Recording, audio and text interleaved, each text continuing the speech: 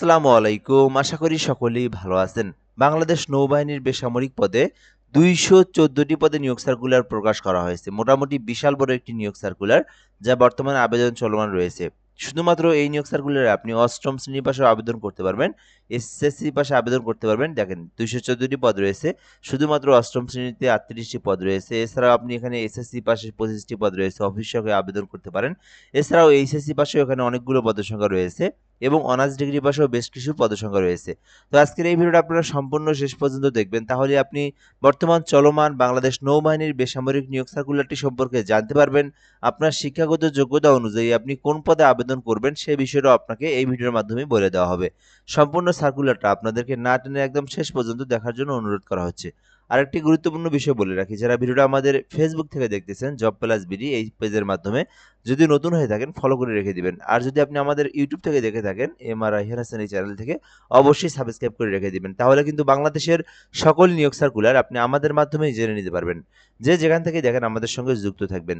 বাংলাদেশ নৌবাহিনীর সাংগঠনিক কাঠামোভুক্ত নিম্নবর্ণিত বেসামরিক শূন্যপদে নিয়োগ দেওয়া হবে, যেখানে বলা হয়েছে বাংলাদেশি প্রকৃত নাগরিকেরা আবেদন করতে পারবেন। মানে বাংলাদেশের ৬৪ জেলার যে কোনো জেলার যে কোনো প্রার্থী এই আবেদন করা যাবে। ছেলে মেয়ে উভয় প্রার্থীরাই কিন্তু আবেদন করতে পারবেন। আর এখানে কিন্তু ১৩ থেকে ২০তম গ্রেডে বিভিন্ন পদে কিন্তু নিয়োগ সার্কুলারটি প্রকাশ করা হয়েছে। আশা করি আপনারা এই বিষয়টা সম্পর্কে জানতে পেরেছেন। প্রথম পদের নাম কম্পিউটার অপারেটর নিয়োগ দেওয়া হবে, যেখানে একটি পদ রয়েছে।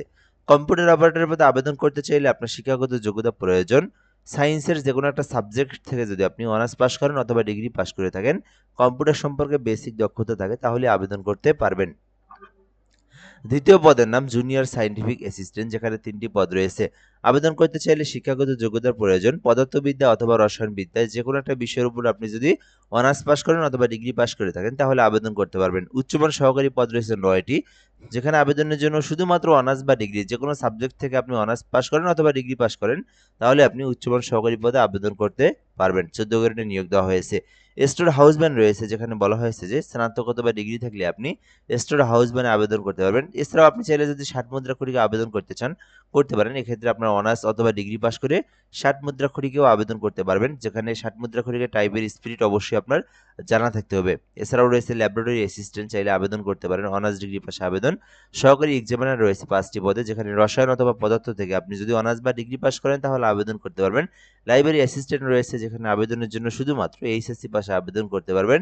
নার্স পদে ৪টি পদ রয়েছে, এসএসসি পাশে আবেদন করতে পারবেন। তবে নার্সিং ইনস্টিটিউট থেকে ৩ মাসের একটা ৩ বছরের একটা কি থাকতে হবে, নার্সিং ডিপ্লোমা থাকলে আপনি আবেদন করতে পারবেন। এছাড়াও এখানে দেখবেন মোটামুটি অনেক বড় একটি পদসংখ্যা রয়েছে, অফিস সহকারী কাম কম্পিউটার মুদ্রা খড়িক, যেখানে ১৬তম গ্রেডে নিয়োগ দেওয়া হয়েছে।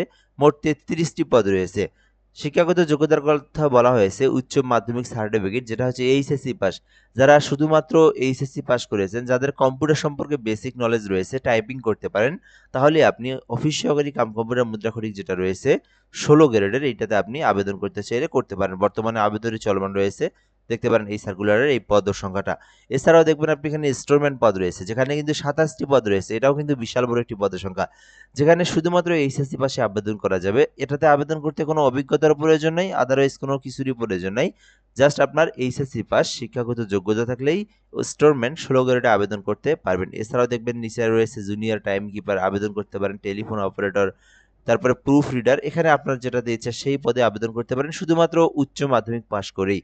এছাড়াও ট্রেসার পদ রয়েছে, আয়া পদ রয়েছে, এমটি ক্লিনার রয়েছে, এগুলো শুধুমাত্র অষ্টম শ্রেণী পাশ করে আপনি আবেদন করতে পারবেন। তবে যারা এসএসসি পাস করেছেন তাদেরকে আমি বলবো আপনারা অবশ্যই অফিস সহায়ক পদে আবেদন করবেন। ২৫টি পদ রয়েছে এখানে, শুধুমাত্র আপনি এসএসসি পাস করে আবেদনটি করতে পারবেন। আলাদা কোনো এক্সপিরিয়েন্সের প্রয়োজন নেই, কোনো কিছুর প্রয়োজন নাই। জাস্ট আপনি এসএসসি পাস করেই অফিস সহায়ক পদে আবেদন করতে পারবেন। আর যারা এসএসসি, এইচএসসি যেটাই হোক না কেন, আপনার যদি কোনো কম্পিউটারের যোগ্যতা না থাকে তাহলে আপনি অফিস সহায়কে আবেদন করতে পারবেন। আর কম্পিউটার জানা থাকলে আপনি উপরের পদে আবেদন করতে পারেন। এছাড়াও স্টোর কিপারেও আবেদন করতে পারবেন। এছাড়া বাবুর্চি পদ রয়েছে ৬টি, যেখানে শুধুমাত্র অষ্টম শ্রেণী পাস করে আবেদন করতে পারবেন। ওয়ার্ড বয় রয়েছে, ফিল্ড হেলথ ওয়ার্কার রয়েছে, গার্ডেনার রয়েছে, চাইলে আবেদন করতে পারেন। তবে অষ্টম শ্রেণী যারা পাস করেছেন আপনারা অদক্ষ শ্রমিকে আবেদন করতে পারেন, যেখানে শুধুমাত্র অষ্টম মানে ক্লাস ৮ পাস করলেই কিন্তু আবেদন করা যাবে। ২০তম গ্রেডে নিয়োগ দেওয়া হয়েছে। খারবার রয়েছে, খাকবার রয়েছে, নিরাপত্তা প্রহরী রয়েছে, কবলার রয়েছে, ওয়াশারম্যান রয়েছে। সো অনেকগুলো পদই কিন্তু রয়েছে এখানে, চাইলে আবেদনটি করতে পারেন। ২১৪টি পদ রয়েছে সর্বমোট।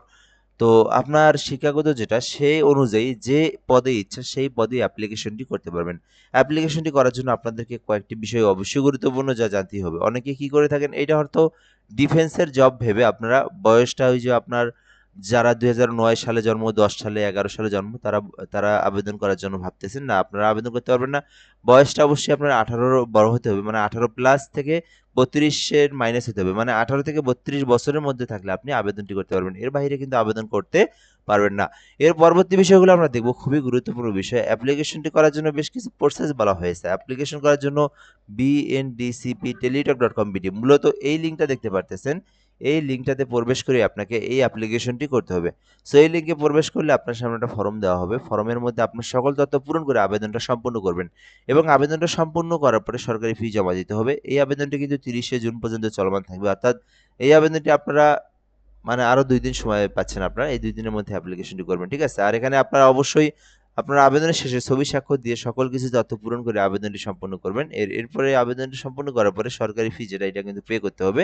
যেখানে বলা হয়েছে ১ থেকে ১ নাম্বার কর্মীকের মধ্যে আবেদন করলে ১ থেকে ১৪ নাম্বার কর্মীকে আবেদন করলে ৳১১২ জমা দিতে হবে। আর যদি আপনি নিচের যে পদগুলো রয়েছে যেখানে ১৫ থেকে ৩০ নাম্বার পদের সংখ্যা রয়েছে এখানে শুধুমাত্র ৳৫৬ দিয়ে ফি যেটা সেটা কিন্তু প্রদান করতে পারবেন।